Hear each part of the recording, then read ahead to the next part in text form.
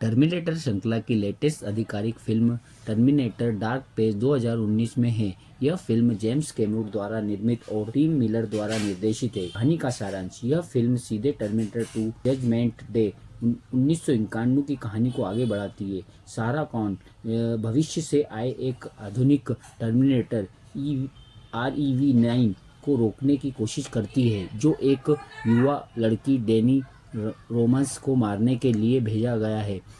Danny भविष्य में इंसानों के प्रतिरोधक को नेतृत्व करती है। उसकी सुरक्षा के लिए एक उन्नत मानव robot hybrid Grace Mackenzie Davis भविष्य में आता है। इस बार सारा cone T-100 Arnold अर्जेनेस Miller REV9 को हराने का प्रयास करते हैं।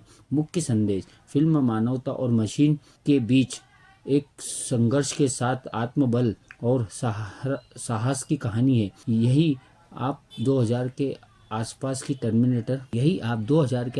टर्मिनेटर फिल्म की बात कर रहे हैं, तो उस समय terminator 3 rise of the machine 2003 आई थी, जो टर्मिनेटर श्रृंखला की तीसरी किस्त है।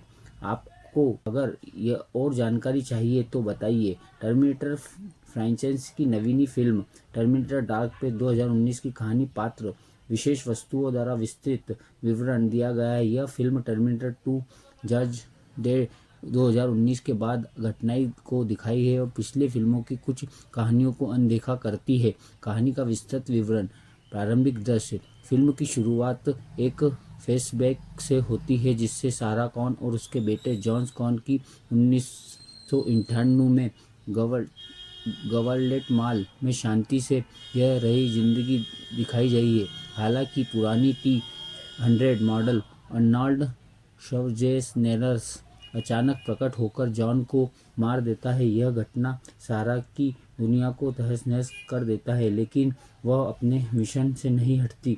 डैनी रोमन्स का परिचय: कहानी वर्तमान में शिफ्ट होती है, जहां डैनी रोमांस नातालिसा रेसी अपनी भाई और पिता के साथ मैकेंजी सिटी में रहते हैं। डैनी का जीवन अचानक बदल जाता है जब भविष्य में एक उत्तीर्ण टर्मिनेटर RVA9 उसे मारने के लिए आता है। RVA9 को आधुनिक मॉडल है जो तरल धातु और ठोस धातुओं को हिस्सों में विभाजित कर लड़ सकता है।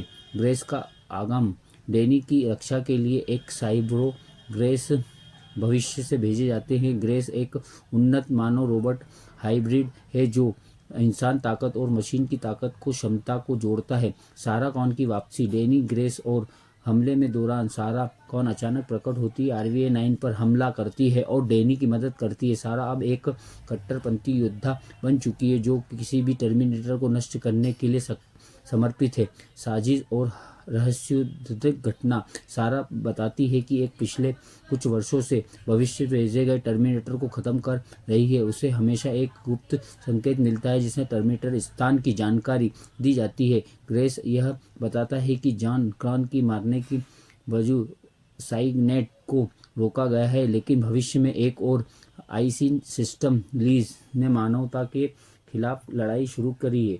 डैनी रोमस के बारे में खुलासा होता है कि वह भविष्य में मानव प्रतिरोधक की नेता बनी है।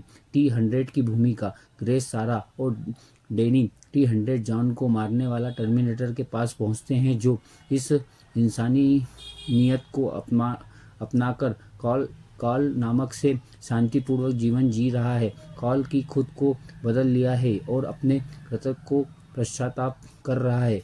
वह टीम का हिस्सा बनकर RVA9 को हराने में मदद करता है।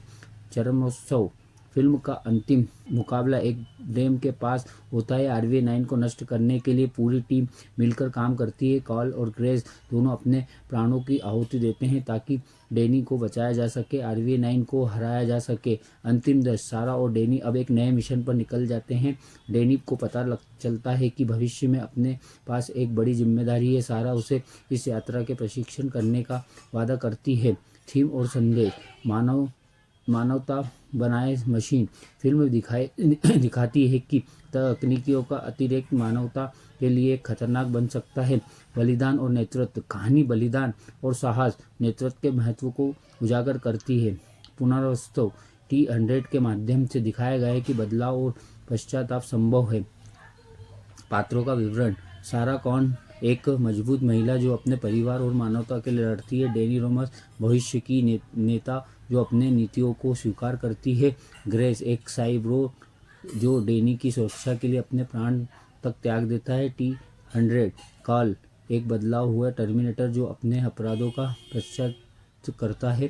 और RVA-9 एक खतरनाक और आधुनिक टर्मिनेटर। अगर आपको ये कहानी पसंद आए तो प्लीज़ वीडियो को लाइक करिए और चैनल को सब्सक्राइब करिए। Thank you.